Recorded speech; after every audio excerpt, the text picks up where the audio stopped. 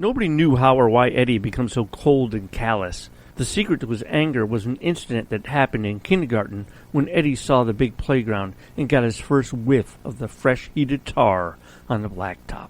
Eddie was what they called bright-eyed and bushy-tailed. He looked at everything in wonder and amazement. He had led a sheltered life up to this point. Kevin Parton saw Eddie first.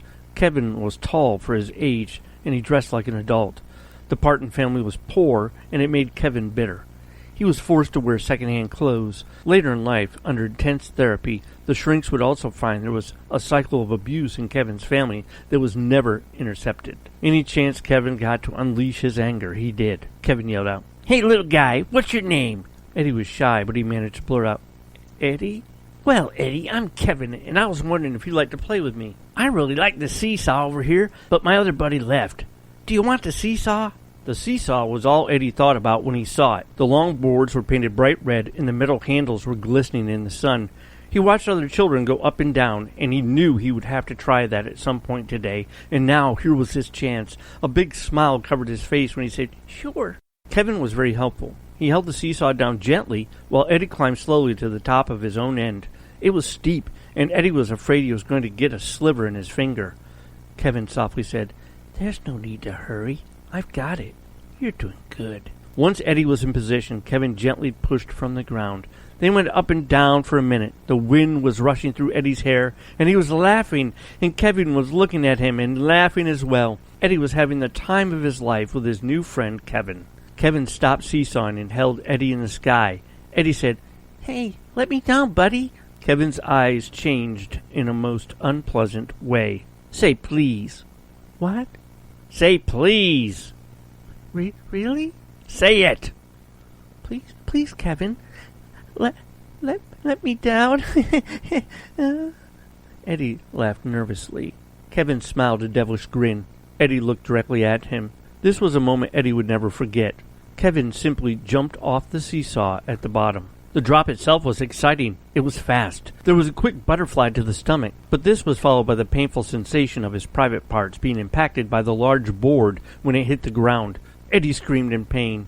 He looked around for a teacher, but there was not a single one to be found.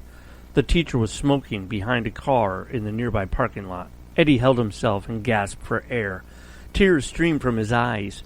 Kevin stood over him laughing and said, "Welcome to school, Eddie."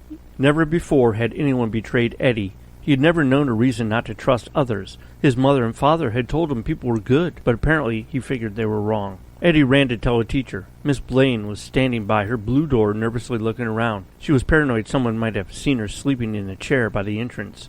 Eddie told her what happened. Though she appeared to be listening, she was actually even more concerned whether or not the kids could smell the alcohol on her breath from her morning round. She told Eddie to be more careful who he played with, and she sent him to his own room. Guessing that the rules here were strangely different, Eddie decided to pull the prank on another child the next day. The scenario played out just like it did for him, but this time Eddie got to watch the hurt appear in another child's eyes. He knew how they felt, and in a sense, he felt as if he was doing them a favor by teaching them that life was hard and sometimes painful. He enjoyed it so much, he repeated it 6 more times. By then, the word was out that Eddie was a bully, and as he walked around the playground, he realized people looked at him differently. There was actually fear in their eyes. He was drunk with power. He smiled knowing his life would never be the same. He proceeded to walk over to Kevin and beat him until Kevin cried for mercy. He stopped for a moment, watching the blood roll off Kevin's cheeks, and then he beat him some more. When Eddie was finished, he spit on Kevin and walked away. So here it was, a few years later, and Eddie was still handing out life lessons for anyone silly enough to cross his path. As he bounced his ball, contemplating his next victim, a shadow covered his face. Eddie looked up to see the future Sheriff Jones standing before him. Eddie yelled out, "What do you want, Johnny Jones? I ain't got no rocket fuel if that's what you're looking for." Johnny was quiet for a long time. Eddie expected him to shoot something back. Johnny just stared at him with a quiet confidence. It caused Eddie to become unnerved. This was an unusual feeling for him.